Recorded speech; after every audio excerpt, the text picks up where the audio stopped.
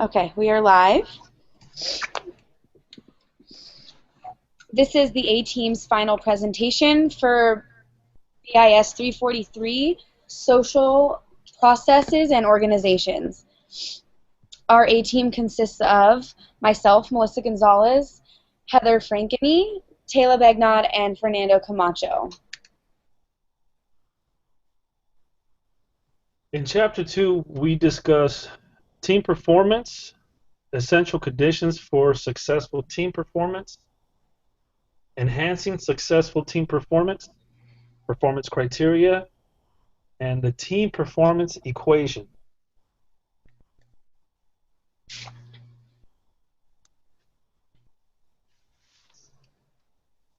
Now, in the team context,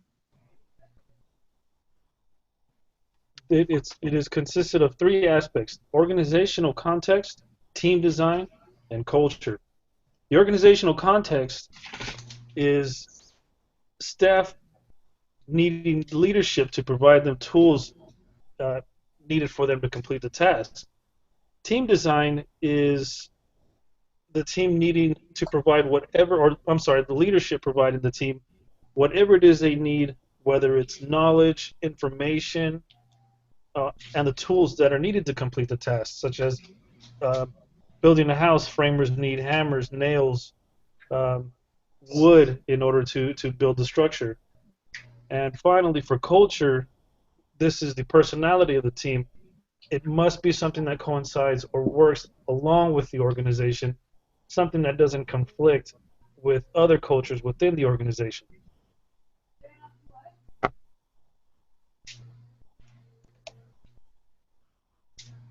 Now, the team performance, this graph is from the course textbook found in Chapter 2.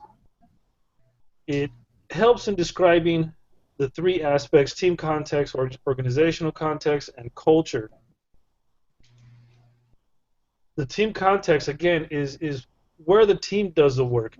Whether, for example, for Starbucks, the work is done inside the cafe. The design of the team in terms of its internal function, the culture of the team, this is basically all done inside the store when we're discussing Starbucks. The organizational context is where the staff is needing leadership to provide them tools in order to complete their tasks. For example, you can't brew coffee without water, without coffee beans. You also need to know how to use the equipment. And this is where these are the tools that leadership is to provide. Next, the culture. No one can go in expecting to be a waitress or a bartender, or thinking they're going to serve food. These shared expectations of success is what fosters team effectiveness, where norms exist but aren't an organizational requirement, such as absenteeism. Teams are expected to show up for work to help their team out. You can't expect much help from someone who rarely shows up, who's constantly absent or late, or hindering somebody's progress, not providing information that's needed for the team in order to move on from a certain obstacle.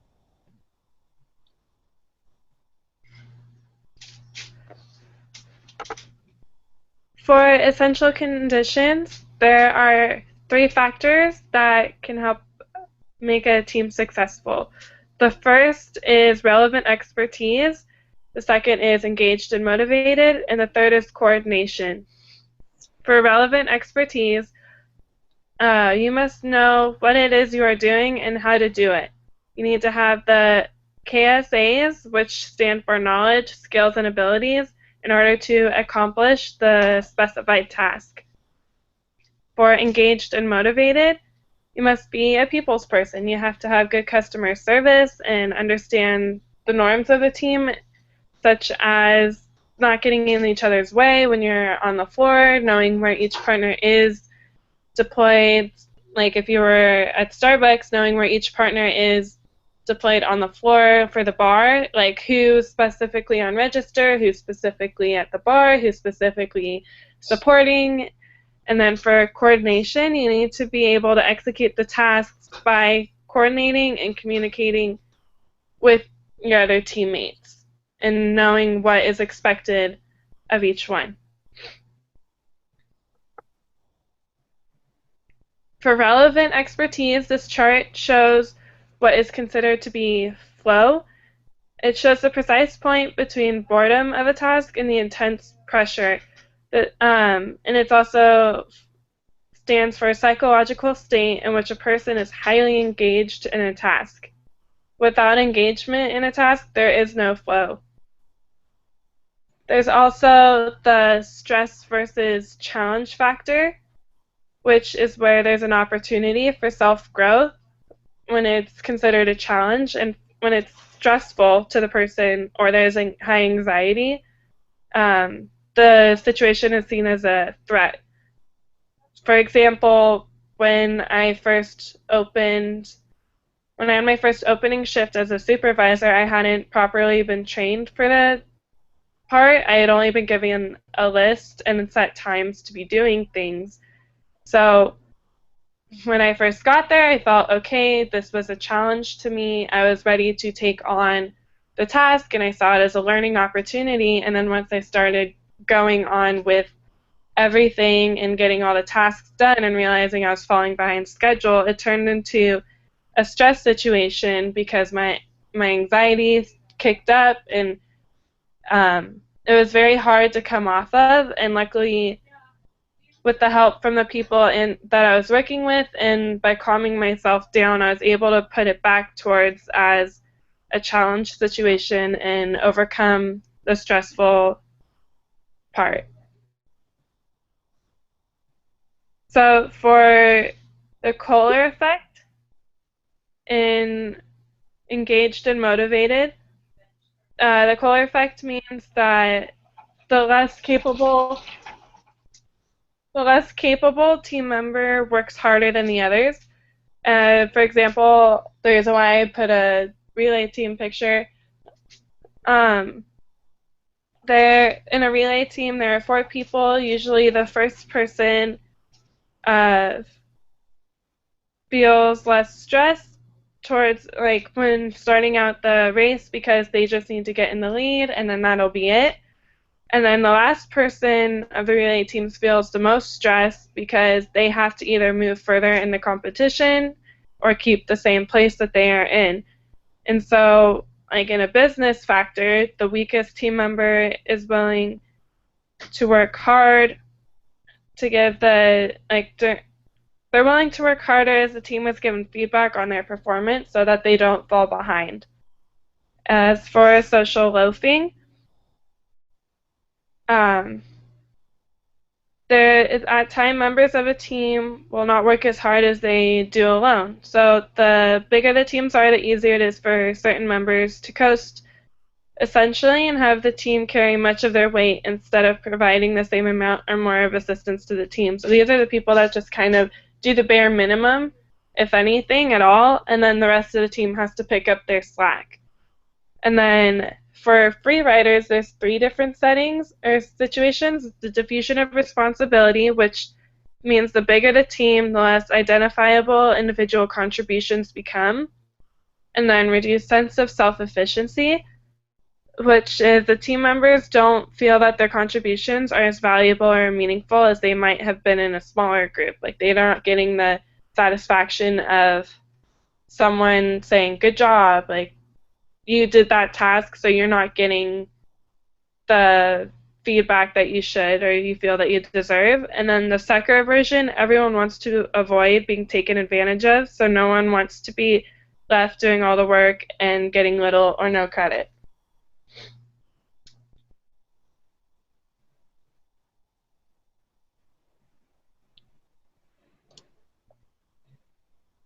Enhancing team performance. Increase in identifiability. Let others see each member's contribution. Weekly sales figures posted on a bulletin or company-wide email. So within my store, we weekly will post our sales against other stores, as well as our window times versus other stores, to see where we're falling compared to our peers. Promote involvement. Make the task involvement attractive and interesting. The manager must show enthusiasm when explaining procedures and how effective the overall process is. If the leaders are dull and monotone, this will transfer into the employees. Reward team members for performance.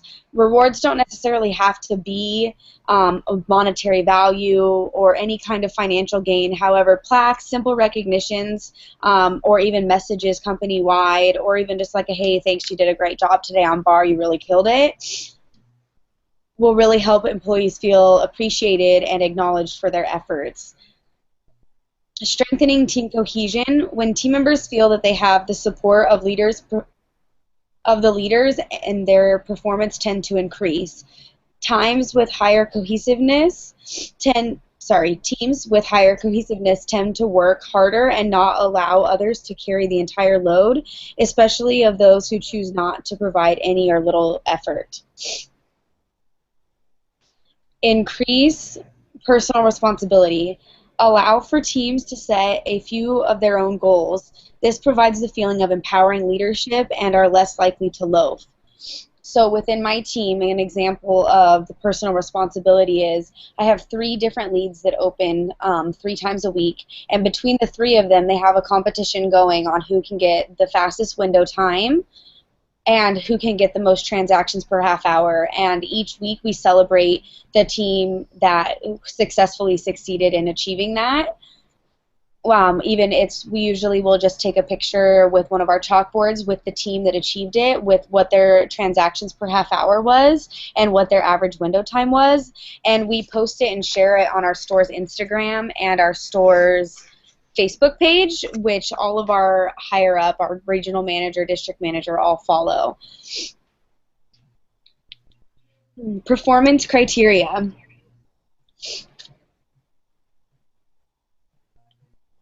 By performance criteria, we mean the factors that are used to evaluate success or failure of team effort. Hackman identified 3 criteria in his model of group effectiveness: productivity, cohesion, and learning.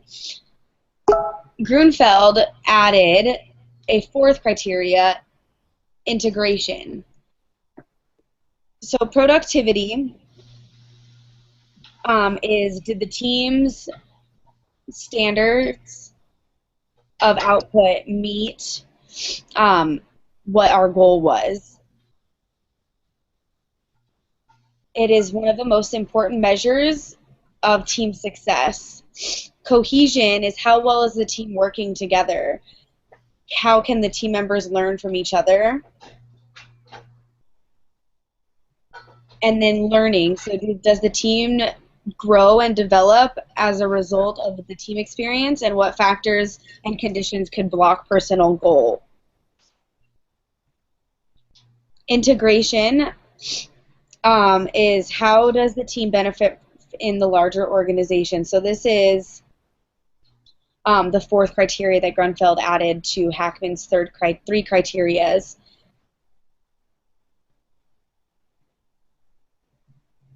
Performance equation. The performance equation consists of 4 critical measures of team performance and 3 key ingredients for team success placed in a single equation. Task demands determine both the resources needed for optimal performance and how to combine the resources.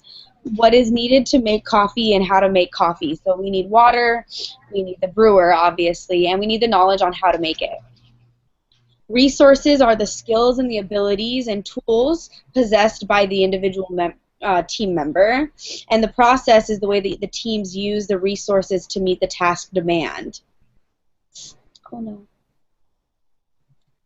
Synergy refers to everything that can and does go good for the team compared with individuals working independently, and performance threats are everything that can go wrong within a team. So we have potential productivity plus synergy minus performance threats gives us our performance equation, and if you have potential productivity with synergy minus our performance threats, we get actual productivity.